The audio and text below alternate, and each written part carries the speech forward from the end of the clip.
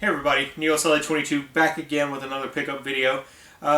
Basically this is all one big lot. I've got one thing I found at a garage sale in the last couple weeks, and that's the only thing I found at a garage sale in the last couple weeks basically.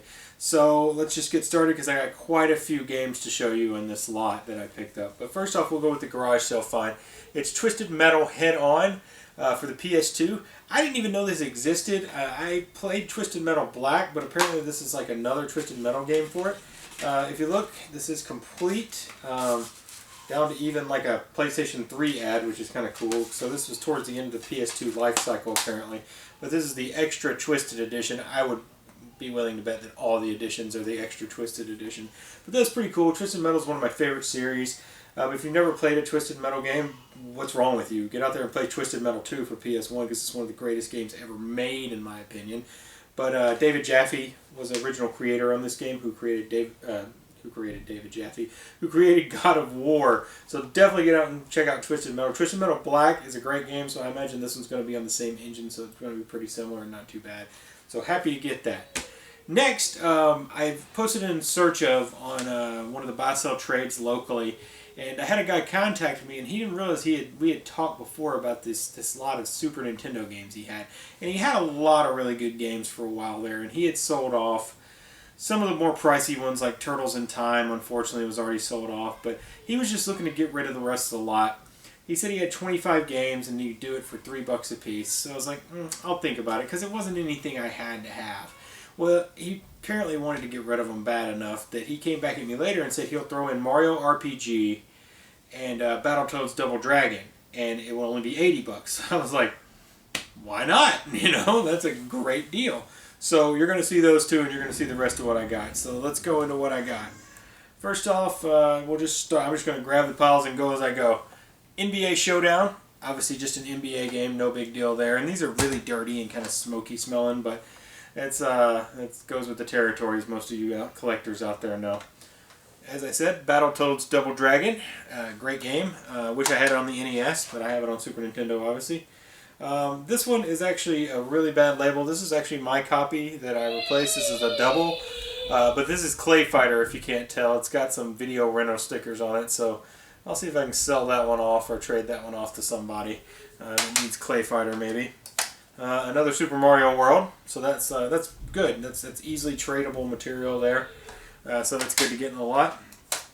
Super Mario RPG, Legend of the Seven Stars. If you haven't played this game, get out there and play this game. This is one of the best RPGs ever made.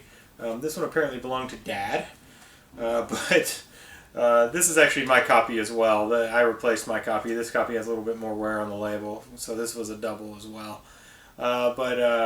Really fantastic game, very cool. Developed by Square, published by Nintendo. Obviously using Mario. Excellent game. Pitfall, which was also a double. I have that complete in box. Bugs Bunny Rabbit Rampage, also a double. Not a very good label on that one.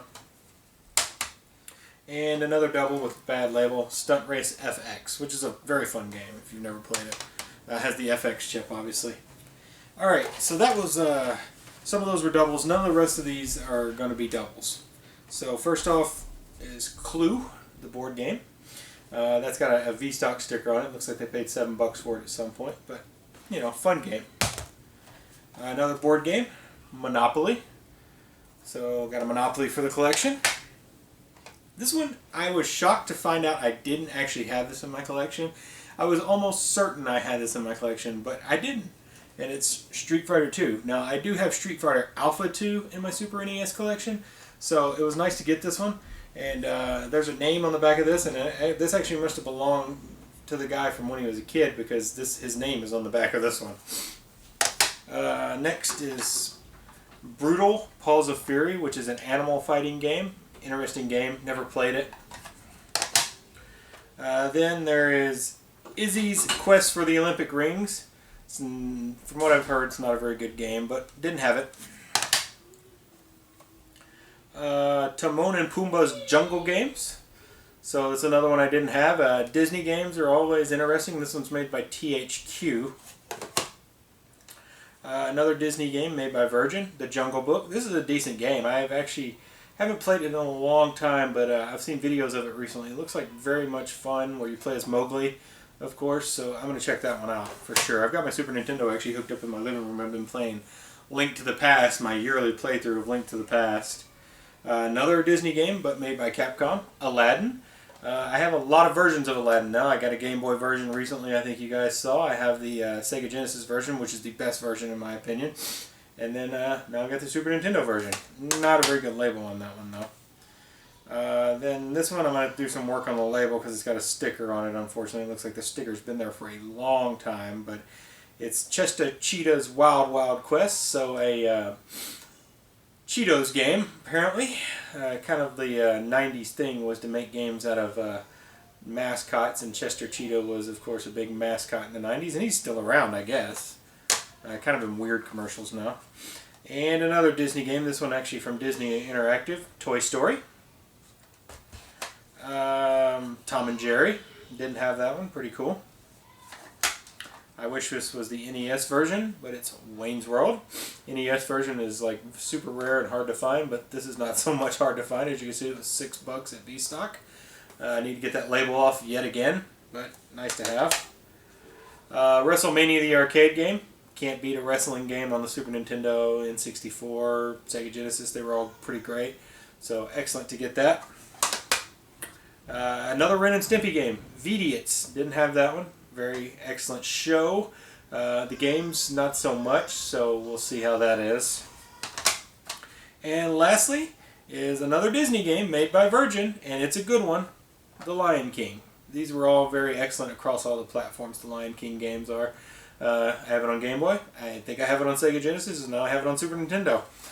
And the weird thing about that is that usually these games are different. Sega Genesis version, Super Nintendo version, different games. So kind of interesting. So that was the big lot I got. I paid $80 for it. I think it was worth every penny. Very much not into Super Nintendo collecting as much because I just don't see it that often, shockingly. But with this, I couldn't pass it up. I had to grab it. And darn, there's another stack. I forgot these. I didn't realize it. Here's another stack. So also got Draken, which is a fairly common game. Really dirty cart there. So got that. Then I got Paperboy 2 with a really horrible label. I have this on Sega Genesis as well. Alright, and then I got the Scooby-Doo Mystery. So, you know, Scooby-Doo game. I'm sure it's not that great. We'll check it out. And this was my favorite of the pickup, and I didn't even realize this game was that, you know, pricey, because it's not one of the more well-known games in this series, but it's Kirby's Dream Course. From what I understand, this is like a Super Monkey Ball type game where you're rolling Kirby around like on a labyrinth type board. If that reference makes sense to you, Labyrinth was a board game that you rolled a metal ball around, but, you know, like Super Monkey Ball. So that was the coolest one in the pickup, and I can't believe I forgot that whole stack to show you while I was showing these. So that's it, actually. So it was 27 games that I got in this lot for $80, which was a great deal. And I usually don't tell you guys the price, but that was too good a deal not to tell you the price. So 27 games for $80. And, you know, you just got to get out there and you'll find deals like this. This guy, you know, wanted to sell them, didn't have any use for them anymore, so I was there to buy them. Anyway, thanks for watching. Like, comment, subscribe. And we will see you next time.